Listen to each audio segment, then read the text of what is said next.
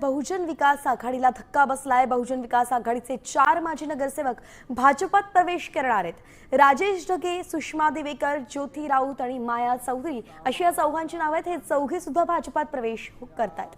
भाजप प्रदेशाध्यक्ष रवींद्र चव्हाण यांच्या उपस्थितीत पक्षप्रवेश कार्यक्रम होतोय।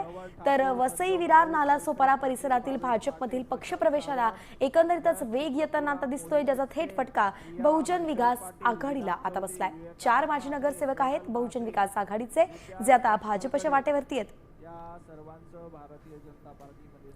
एकीकडे भाजप जी आहे ती स्ट्रॉंग होताना दिसते आगामी निवडणुकांच्या पार्श्वभूमीवरती, आणि अशात इकडे आपण पाहिलं तर बहुजन विकास आघाडीला हा धक्का मानला जातोय, कारण की त्यांचे 4 माजी नगरसेवक भाजपात गेले आहेत।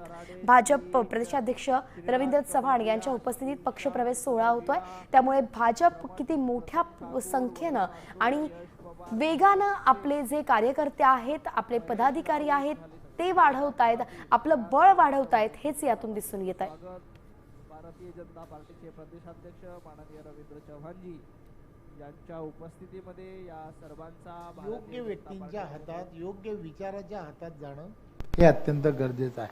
आणि त्यासाठी काय, तर त्यासाठी आपल्याला धोरणं जी आहेत ती धोरणांमध्ये जे जे आवश्यक असणारे बदल जे आपल्याला अपेक्षित आहेत ते सर्व देवेंद्रजींच्या नेतृत्वात आपल्याला करता येऊ शकतात। त्यामुळे माझी विनंती आहे की आपण सर्वांनी जसा लोकसभेला विचार केला, विधानसभांमध्ये जसा विचार केला, तसाच विचार एकदा देवेंद्रजींच्या हातामध्ये दत्तक म्हणून ही महानगरपालिका द्या। ही दत्तक म्हणून महानगरपालिका द्या। मी खात्रीने सांगतो, आमचे नेते देश विदेशातील प्रत्येक घडामोडींचे लाईव्ह अपडेट मिळवण्यासाठी आता साम टीव्हीच्या सर्व सोशल मीडिया प्लॅटफॉर्मला लाईक, फॉलो आणि सबस्क्राईब करा। तसंच सर्व नोटिफिकेशनसाठी बेल आयकॉन प्रेस करायला विसरू नका।